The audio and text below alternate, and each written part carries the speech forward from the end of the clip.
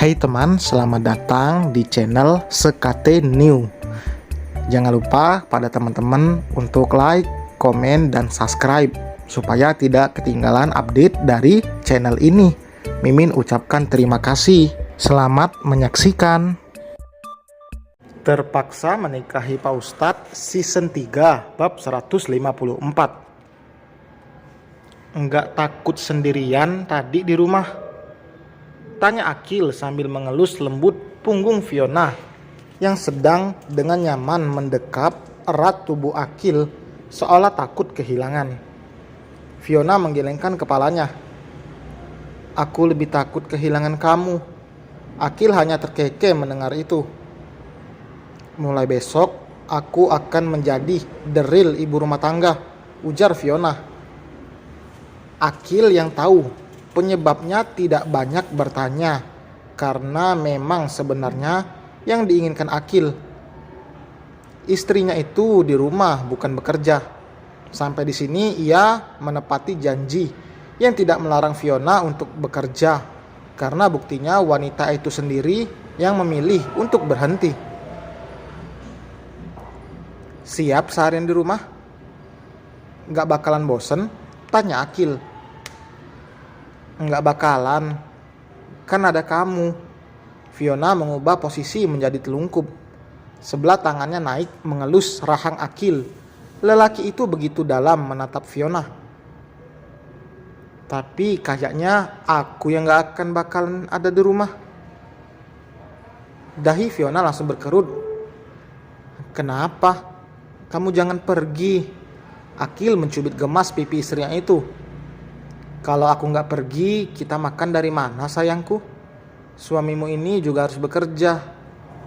Fiona belum mengerti dengan apa yang dimaksud oleh Akil. Karena yang ia tahu suaminya bekerja di rumah. Ibu jari Akil mengelus dahi Fiona untuk menghilangkan kerutan karena ketidaktahuan wanita itu. Aku mau cari kerja di luar besok. Kenapa? Semua lukisan yang sudah rampung dan juga yang masih dikerjakan sudah ada yang lunas dibayar oleh pemesan, dan ada juga yang memberikan uang muka. Karena semua lukisan rusak, Akil bertanggung jawab dengan mengembalikan uang dan juga memberikan uang ganti rugi. Karena lukisan-lukisan itu bukan untuk mereka pajang sendiri, melainkan dijual lagi pada orang lain. Jadi kerugian Akil 2 kali lipat. Untuk saat ini ia pun memutuskan untuk tidak dulu menggeluti dunianya itu, karena saat melukis Akil butuh ketenangan dan konsentrasi tinggi, dan ia belum bisa melakukan itu. Daripada nanti menerima pesanan dan berujung sama, lebih baik ia berhenti sejenak sebelum nanti melanjutkan lagi. Mendengar cerita suaminya, jelas Fiona merasa bersalah, tapi enggan untuk mengungkit lagi. Karena Akil pun tadi sudah menegur untuk tidak mengungkit apa yang sudah terjadi. Memang kamu mau kerja di mana? Di mana aja, yang penting halal dan yang jelas nggak merepotkan orang tua. Tolong jangan bilang soal ini ke Abi atau Umi ya. Ini masalah kita, jangan sampai orang tua terlalu memikirkan masalah kita. Kita udah dewasa juga dan bisa menyelesaikannya sendiri. Kedewasaan Akil kadang membuat Fiona tertampar. Ia juga tidak bisa sedewasa itu. Akil tidak pernah mau menyusahkan siapapun. Tidak mau diberikan pekerjaan karena ingin mandiri. Ingin membuktikan ia sudah mampu hidup tanpa bayang-bayang orang tuanya. Kebanyakan anak zaman now ini masih hidup di bawah bayang-bayang orang tuanya, padahal sudah memiliki kehidupan sendiri bersama pasangannya. Kejadian kemarin menjadi pembelajaran besar untuk Akil, agar ia lebih bisa menahan diri dan mengontrol emosi, karena dengan emosi akan menghancurkan segalanya. Ada sisi baiknya juga dari apa yang sudah terjadi. Akil lebih banyak belajar untuk mengolah emosinya. Andai saja Fiona memiliki uang, maka ia lebih memilih membuka usaha kecil daripada membiarkan Akil bekerja di luar. Namun sayang, Fiona meninggalkan semua kartunya di rumah. Saking marahnya, ia tidak mau memakai sepeser pun uang dari ayahnya, meskipun memang itu hak Fiona karena ia bekerja dan digaji. Aku temenin ya, tawar Fiona. Jangan, katanya mau jadi the real ibu rumah tangga. Berarti nurut ya, diem di rumah, nunggu suami pulang, oke? Berat. Fiona tidak pernah mau membiarkan Akil keluar sendirian, apalagi mengingat selalu banyak pasang mata kaum hawa yang memperhatikan dan terang-terangan mengagumi Akil. Sekali aja, rengek Fiona. Jangan, kamu di rumah aja. Fiona menghela napas berat dan kembali ke posisi awalnya. Berbaring di lengan Akil dan memeluk lelaki itu dengan erat. Iya deh, aku nurut. Pinter.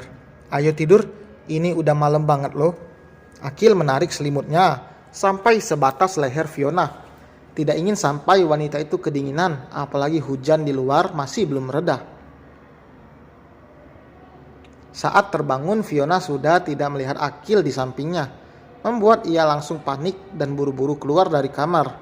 Karena kejadian kemarin membuat Fiona jadi parno. Wanita itu bernapas lega saat melihat suaminya ternyata sedang membersihkan pecahan gelas yang pecah tadi malam. Udah bangun ternyata.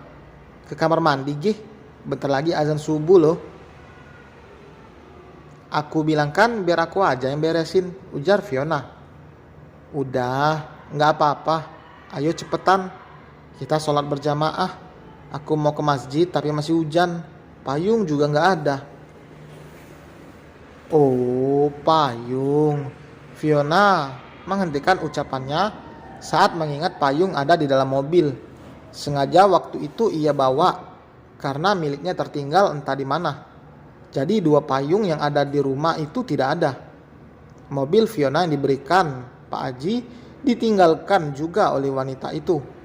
Ia akan membuktikan jika bisa hidup tanpa fasilitas yang diberikan oleh ayahnya. Sebelumnya ini juga Fiona bisa mandiri menjadi seorang model. Maka sekarang pun ia pasti bisa. Meski bukan lagi menjadi model, ia akan menjadi pendukung terbesar suaminya.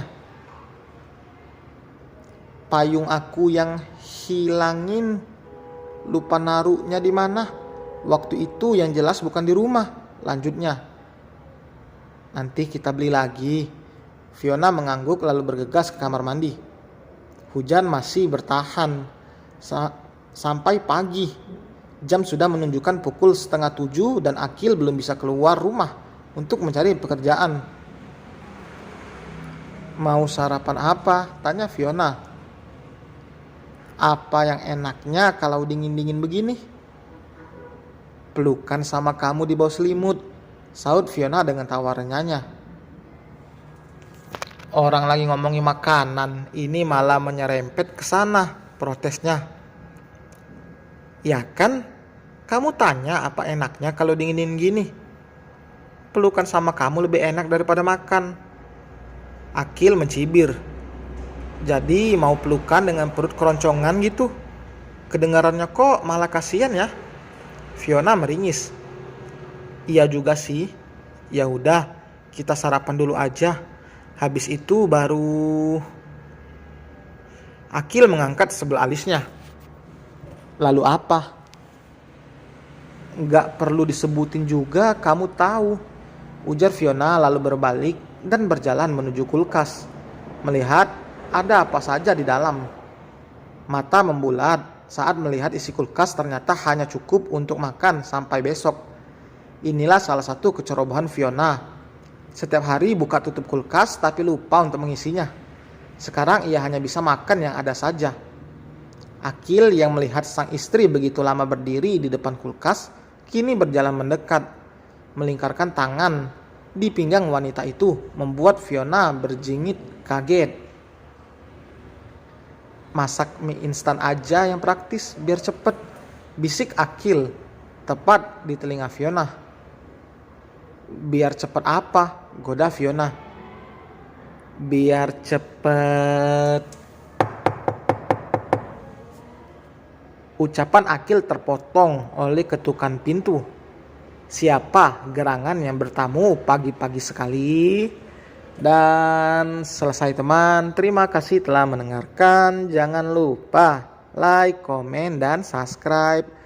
Sampai berjumpa di bab berikutnya. Bye.